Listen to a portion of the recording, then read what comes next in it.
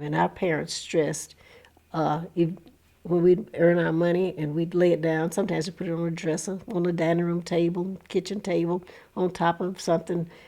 My daddy would say, I said, whose quarter is this? And he'd say, did you put it there? And I said, no, well, then it doesn't belong to you. So we would told and taught, if it didn't belong to you, don't touch it, which was a good skill and a good thing to know because that meant as we grew up, when we went out, none of us ever got in trouble. None of us ever went to jail. None of us ever took anything or stole anything or did anything because they, as I said, our parents had very, very high standards. They stressed getting a good education. And in fact, we had a big old round oak dining room table. And of course, we had dinner together every afternoon. And it was pass me the peas or pass me the corn, and we'd pass things around. And my parents would always say, don't put anything on your plate that you're not going to eat. Or if you do, you have to eat it. Of course, thank God for an old dog we had because sometimes I'd hit something on my plate that I didn't want or I had enough of it, and I'd put my hand on the table and he'd come and get it. But the only thing about it, he would expose me because he would come out chewing from out from under the table, so they knew he'd get a little extra food. In 1960, what, four, I kept having visitors to my classroom. And I asked my principal, why am I having so many visitors? I'd have superintendents from different schools, and I'd have the superintendent of our school and the assistant superintendent. And sometimes I didn't know who was coming in my room. They would always say, just keep teaching, don't bother with us. And so I would just keep teaching, and the children were always well behaved, and we would go forth and all. And I didn't know what was happening, but then they were making plans to desegregate the schools in Little Rock, Arkansas, that coming September. So I got a letter in August telling me that I would no longer be at Wrightsell Elementary School, which was predominantly black school, or they called it Negro school at that time. And then they were transferring me to Romine Elementary School, which was out west, quite a distance from home. It was a predominantly white school. There were some black students or Negro students that were there, but they were not going to be my students. That summer, the principal of that school, along with the superintendent and other members of the board, met with all the, assigned me to a fourth grade class.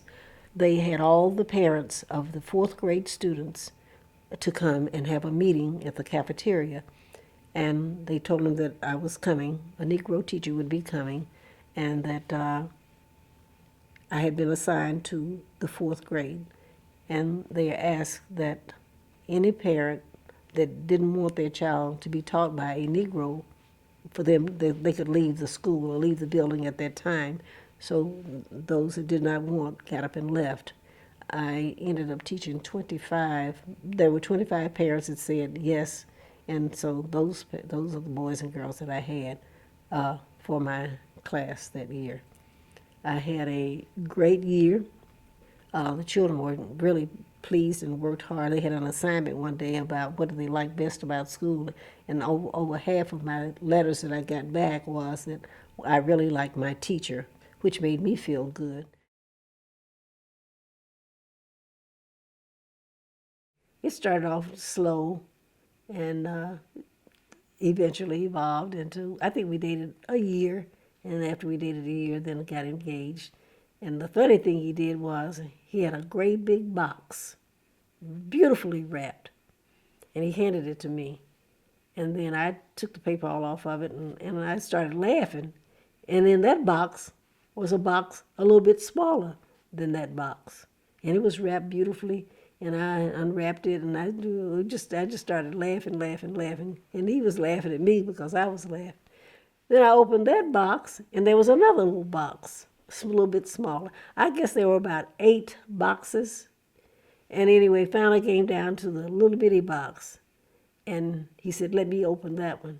And he opened it and got down on his knee. And that's how we got engaged. That's September. And then we got married March the 31st, 1979. So I was a little concerned about bringing someone home that wasn't Black. Just because I had never done it before, but I knew Mom's family had been involved with civil rights, so I'm like, they're open to everything. But my dad was born in 1931, so I wasn't sure how that was going to go.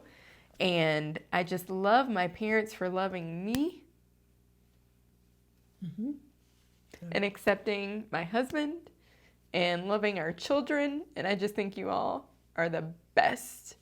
I wouldn't be, I wouldn't be able to, I wouldn't be able to work without my mom, though, honestly, and having children. I wouldn't be able to work without you. I mean, she's like, if I don't wake up in time, she brushes teeth for me. If I haven't time to make breakfast, she makes breakfast for them. Packs lunches, changes diapers, runs after a 2-year-old and a 5-year-old at 76. I mean, it's amazing the stuff that she does. So I appreciate everything she does for me, for my husband, for our family, because we wouldn't be able to do half the stuff we do without her. That's sweet. I mean, my dad helps too, but she does the majority. Thank you. So I appreciate that. Thank you. And I know the boys, they love their Nana.